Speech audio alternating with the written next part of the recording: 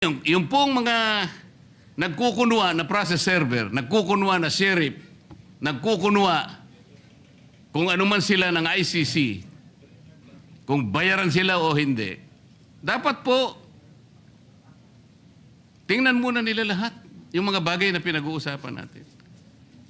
Bago nila puntahan ang isang institusyon katulad nito, nahahabulin pa yung isa sa atin. So you May we ask proceed, Senator Marcoleta, Mr. President? Yes, Senator Marcoleta, you're Been now waiting for recognized. quite a while.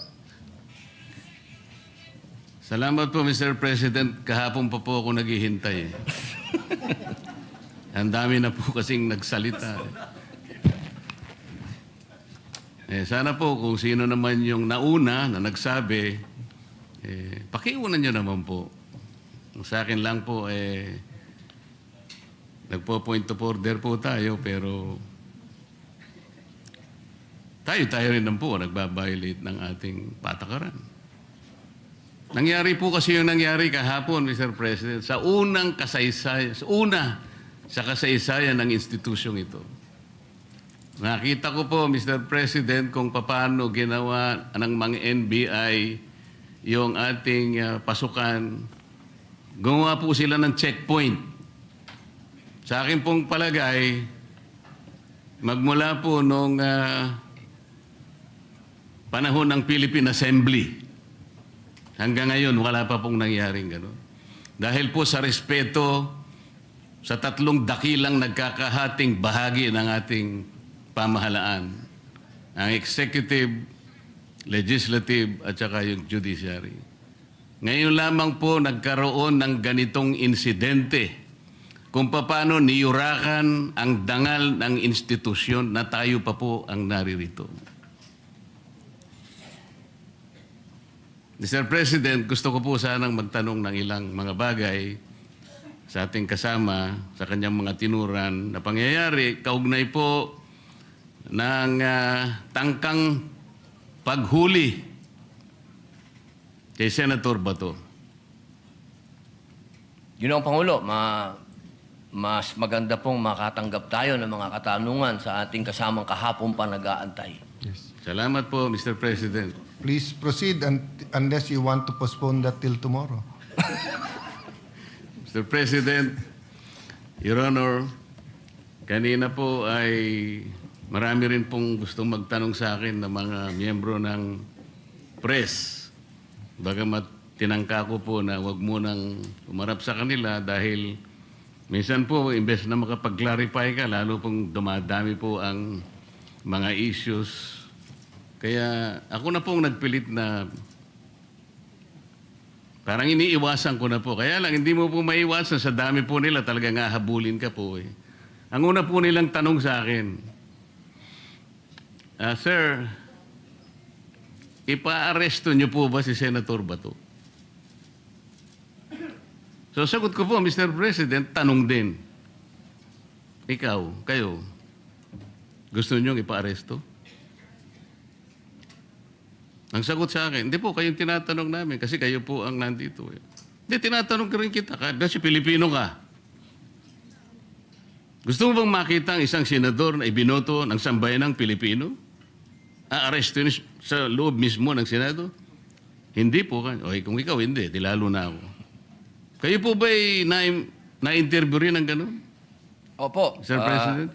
Nakakagulat po sapagkat ako po din mismo, mahal na kasama at idolo namin, Senator Marcoleta. Nagtataka din po ako sapagkat marami po sa mga tanong sa ating ibinabato.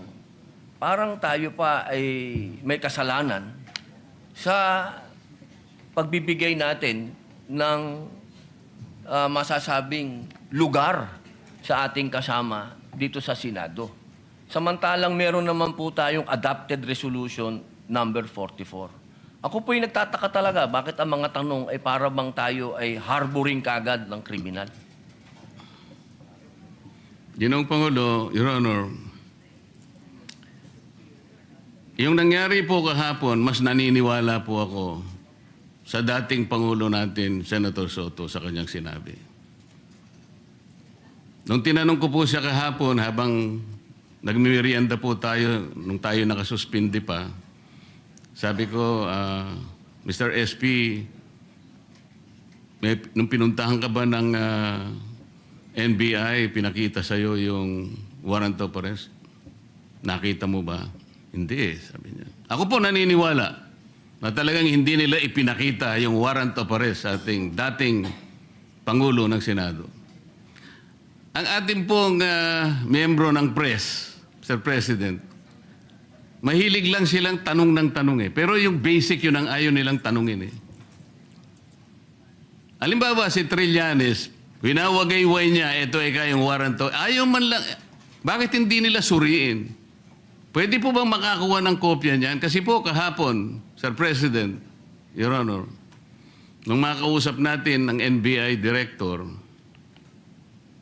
pwede mo ba kaming bigyan ng kopya ng warrant of arrest? Pwede mo rin ba kaming bigyan ng communication between the ICC and the Interpol? Sapagkat ang Interpol, ang karaniwang ginagamit po nila para i-execute yung warrant ng kanilang inisyu. Yan namang Interpol, gagamitin po niya yung counterpart dito sa ating bansa, ito po yung PCTC. So sabi ko, bigyan mo rin kami ng communication mula sa Interpol papunta sa PCTC. At mula sa PCTC, meron silang sulat din sa inyo at kayo nga ang dineputize para iserve yung warrant of arrest kay Senator Bato. Maliwanag po yung sagot niya, Mr. President, Your Honor. Opo. Gusto ko po sanang itanong, Mr. President, kung nag-comply na yung NBI Director na yung ating hinihingi ng mga communications para mapagtibay natin kung talagang meron ngang inisyu, kung totoo nga po na merong warrant of arrest at hindi lang ginawa sa claro em recto, para po lahat ay guided. Yes. Naibigay na po ba? So number one, Senator Marcoleta, I apologize to you. You were present and in fact, you made very good points to the NBI Director. Number two, tama po kayo. He promised to officially communicate the warrant, and I told him he is welcome to serve the warrant. The issue is the actual arrest. So I asked my staff as to my office, wala. To our secretariat, may na-receive ba tayo from the NBI? Wala pa. So, Yeah, wala pa. Mr. President, Your Honor, doon lamang po sa simpleng requirement natin, dahil nung gabing yun, ang sabi niya, hindi lang niya dala, nasa sasakyan niya. So hindi na natin siya pinilit, dahil yung sasakyan niya nasa labas. Pero, Mr. President, Your Honor, alas 5 na po eh. Yung po bang mga requirements na yun, simpleng-simple po para matukoy lang natin kung talagang merong warrant of arrest. Bakit hindi po hanggang ngayon ay naibibigay ng NBI na sila pala, allegedly, ang dineputize ng kung sino-sino na iserve ang warrant of arrest sa ating kasama? Bakit po? O baka nga po wala eh. Ito yung pinaka-problema. Ang dami pong kumakalat na issue sa labas. Tinatago raw natin. Meron pa pong nagsabi kung sino-sino na yung pagkup-kup daw po natin, yung ginamit natin, yung inadapt nating resolution number 44, sabi ni Trillanes, obstruction of justice. Yan po yung mga pinagsasasabi nila. Your Honor, alam niyo po ba yung statement ng Permanent Mission of the Republic of the Philippines sa United Nations noong 79th session of the UN General Assembly? Ba, napakaganda po niyan. Mas maganda po, basahin niyo po sa amin. Kasi hindi mo pa alam, di ba? Opo. Salamat po, Mr. President. Ito po kasi may kaugnayan sa pinag-uusapan natin eh. Ito pong 79th session of the UN General Assembly ay may kinalaman po sa pagde-define ng scope and application of the principle of universal jurisdiction. Ito po yung naganap, Mr. President, on October 16, 2024. Kasi po, bilang tayo po ay permanent member ng United Nations, tinanong po nila yung ating posisyon. Paano ang pagkakaintindi mo sa principle kanya and application of universal jurisdiction? Ang sabi po ng Pilipinas, Mr. President, Your Honor, kami po sabi niya the general rule is that jurisdiction is territorial. Universal jurisdiction is an exception grounded on the need to preserve international order. Tama naman po yun. Ang pinag-uusapan po na, sinight po ng ating gobyerno, Mr. President, yung Section 17 ng Republic Act number 9551. At sinasabi po nila doon, sabi po ng ating permanent mission, Section 17 of RA number 9851 specifically provides for the Philippine jurisdiction over persons, whether military or civilian, suspected or accused of a crime defined and penalized under Republic Act 1951, regardless where the crime is committed. Sa mga tweet, tayo na po ang nagsabi sa United Nations na tayo po yung merong jurisdiction. At sinama pa nga po yung Section 18 na kung saan ang Regional Trial Court po ang merong jurisdiction. Primary and exclusive jurisdiction. Kanina po, Mr. President, Your Honor, binanggit po ninyo, yung warrant of arrest kasi kanya galing sa korteng hindi sa domestic nanggaling. Nanggaling naman talaga raw sa ICC. Ipagpalagay na po natin, Mr. President, na totoo nga at hindi peke yung warrant of arrest. Kunwari valid. Ang sinasabi po ng ating batas, Mr. President, isasagawa mo lang ito sang-ayon or in accordance with the extradition laws and treaties obtaining in this country. Mr. President, wala po tayong extradition treaty sa ICC for the simple reason that ICC is not a country. Wala rin po tayong treaty sapagkat nag-withdraw na po tayo sa ICC. O paano niya po i-apply yung kanilang warrant of arrest? Ang jurisdiction po ay atin na.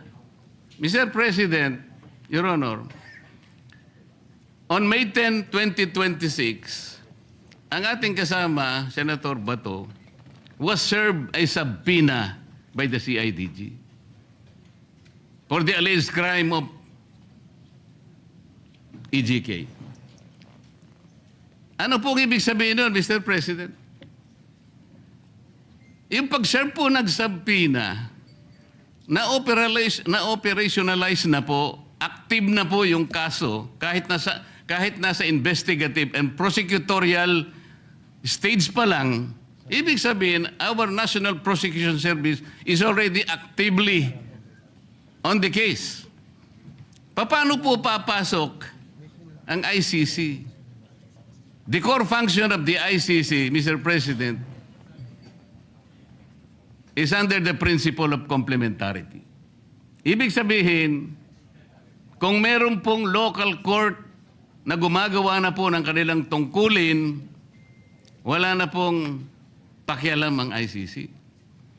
Nang nangyari po, aktibo na pong pinupurso ang kaso, allegedly, EJK sa ating kasamahan. Papasok pa uli ang ICC. Sarili po ba nilang prinsipyo ay kanilang babaliwalain? Papayag ka pa doon, Mr. President, Your Honor?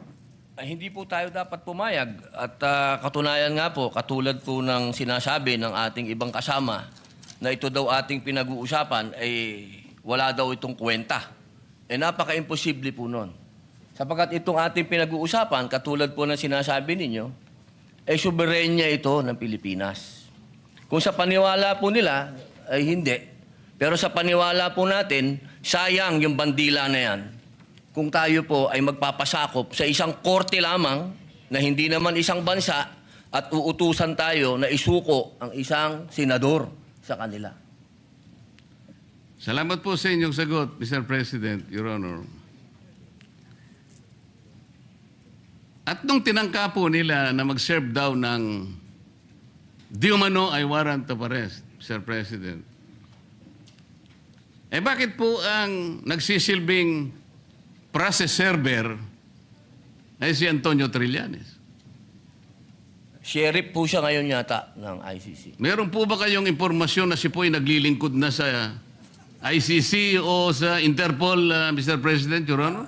Siguro po, action speaks louder. May dala po siyang warrant, so sheriff. Kung totoo na meron siyang dalang warrant. Yun po. Opo, pag napatunayan po na yun ay warrant of arrest, sheriff na po siya. Kailangan pong malaman natin kung siya ay process server, sheriff, o deputized officer ng ICC o ng Interpol. At kailangan tawagin din po natin, Mr. President, ang representasyon ng Philippine Center for Transnational Crime sapagkat sila po yung counterpart ng Interpol. Pagka po bypass nila yung opisina na yon, maliwanag na maliwanag po, peki po yung warrant of arrest, Mr. President. At peki din po yung nagseserve ng warrant of arrest. Naniniwala po ba kayo? Hanggat hindi po natin nakikita ang kopya na yan, lumalabas po na peki yan. Mr. President, Your Honor, alam niyo po ba yung bilateral immunity agreement sa pagitan ng United States of America at ng ating bansa? Alam ko po yan, nasa Quran po yan. Nasaan po? Nasa Quran po. Ang binabanggit ko po ay ang nasa paragraph 2 ng bilateral immunity agreement. Kaya ako po sinabing nasa Quran dahil ang sabi po sa Quran, kapag yung bagay na hindi mo alam, itanong mo sa nakakaalam. Pakisabi po. Opo. Hindi po. Tinatanong ko lang naman po kung alam ninyo kasi kung alam na ninyo, hindi na po ako magtatanong. Di po, kaya ipaalam nyo na po sa amin. Ayan. Mr. President, ito pong sinasabi kong ito, may kinalaman na naman po kasi. Malaki ang kinalaman sa ating pinag-uusapan ngayon. Dito po kasi sa paragraph 2 nitong bilateral immunity agreement na ito na ginawa noong May 13, 2003, minsan po itawagin ito na non-surrender agreement. Sinasabi po rito na ang isang citizen ng isang partido, ibig sabihin ng Amerika, na nandito sa ating bansa, ay hindi mo pwedeng isurrender o i-transfer by means sa isang international tribunal for any purpose unless such tribunal has been established by the United Nations Security Council. Ano po ang ibig sabihin nun, Mr. President, Your Honor? Yung ICC po kasi, hindi po established international tribunal ng UN Security Council. Kaya nga po, kung mapapansin nyo, Mr. President, Your Honor, ang Amerika at saka ang Russia, hindi partido ng ICC. Wala silang, ayaw nila yan. Kinamumuhian nila yan.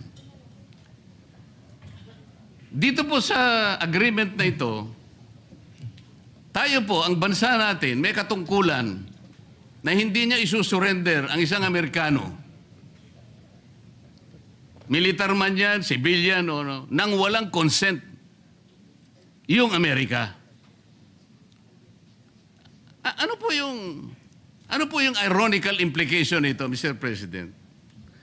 Tayo po pumayag sa pagitan ng kasunduang ito na ipagmamalasakit natin ang isang Amerikano na nandito sa ating bansa, hindi siya pwedeng i-transfer o surrender sa ICC sapagkat yan ay hindi recognized ng UN Security Council.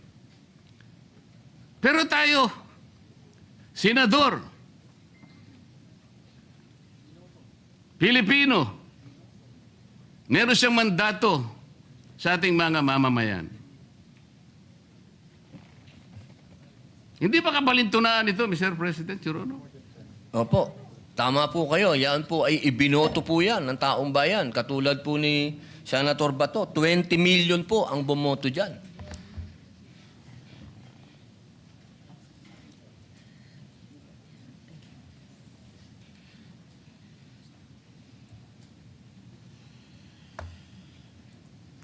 Kaya ko lang po tinatanong, Mr. President,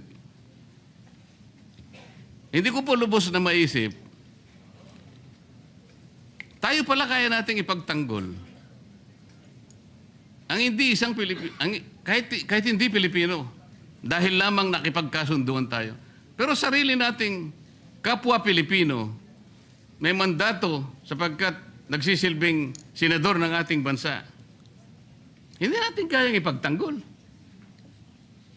Ito po yung irony na napakahirap siguro natanggapin ng bawat isang Pilipino. Tama po kayo eh. Ang warrant of arrest po ay galing sa ICC. Ang kaso po ni Senator Trillanes ay iba sapagkat ang nag-issue ng warrant of arrest ay sarili nating korte na kailangang igalang. Ganon din po ang warrant of arrest na inisyo kay dating Senador Laila de Lima. Pero ito'y natatangi po eh. Kung totoo po na yun, ay talagang totoong warrant of arrest. At yun ay nakabase sa saligan mismo, ang Rome Statute. Bakit hindi muna nila unang basahin, Mr. President, yung Article 59 ng Rome Statute, na kung saan sinasabi ron, yung aarestuhin mong tao, kailangan madaliin mong ilagak sa isang competent judicial authority ng custodial state. Ano ang custodial state? Yung ating bansa. Bakit po kailangan yon? Maski ang ICC, kinikilala niya yun. Dahil meron pong mga prosesong dapat na mapagtibay. Una, kailangan malaman natin kung yung warrant of arrest applicable doon sa tao na yun. Dito lang, sa pinag-uusapan natin, hindi applicable kay Senator Bato. So meron siyang recourse para questionin yung warrant of arrest. Kaya importante na ilagak mo siya sa isang competent judicial authority. Ang isa pang kinakailangan mong maisaalang-alang doon, Mr. President, Your Honor, ay kailangan yung proseso ay naigalang lahat. At lalong-lalo na yung kanyang karapatan ay talagang nasino. Yun po yung inihingi noon eh. At ang isa pa po, meron siyang karapatan na magpetisyon kung sakaling yung custodial state na yon ay i-detain yung naaresto, na magpetisyon ng immediate release or provisional release. Lahat ng ito ay hindi magagawa, Mr. President, Your Honor, kung kikilalanin natin yung warrant of arrest na valid sa ating jurisdiction. Meron po siyang katapat na batas eh. Meron tayong local na batas, RA 9851, na humahatol at nagbibigay parusa sa mga ganun ding mga kasalanan na siya din naman ang nililitis ng ICC. So sa prinsipyo po ng complementarity, Mr. President, maliwanag po na nasa jurisdiction na po ng ating lokal na mga hukuman ang pag-aasunto kung meron ng basihan sa ating kasama. Hindi na dapat kilalanin yung ICC sapagkat ang batayan lang nila ay yung tinatawag na principle of complementarity. Malinaw po na nangunguna po, may primary po jurisdiction ang ating lokal na korte. Exclusive and primary jurisdiction, yun po importante. Ngayon, yung pong mga nagkukunwa na process server, nagkukunwa na sheriff, nagkukunwa kung ano man sila ng ICC, kung bayaran sila o hindi, dapat po tingnan muna nila lahat yung mga bagay na pinag-uusapan natin. Bago nila puntahan ang isang institusyon katulad nito, nahahabulin pa. Nahahabulin pa yung isa sa atin. Ang pangyayari po kahapon, uulitin po natin, Mr. President, kailanman po ay hindi nangyari sa kasaysayan ng institusyong ito. Tinanong ko pa nga po kahapon sa ating director ng NBI dahil pinipilit niya. Kaya po nung papunta na, kung makakapasok po si Senator Bato sa session hall, ay wag nyo na siyang tutugisin. Para bang ang parte lamang ng Senado, Mr. President, ay itong session hall. So nung tinanong ko, bakit po yung parking area namin na kung saan nagsimula ang habulan at saka yung mga hagdanan ay hindi ba parte ng institusyong ito? Sir, sabi niya, hindi naman po kami magiging ganito kung hindi po kami nakipag-coordinate. Hindi po ako naniniwalang nakipag-coordinate sila ng totohanan. Mr. President, mas naniniwala po ako sa ating former President na hindi niya papayagan kung alam lamang niya ang kanilang balak na pagdakip at pamamaraan ng pag-iinsulto sa bulwagang ito, Mr. President. Maraming salamat po, Your Honor.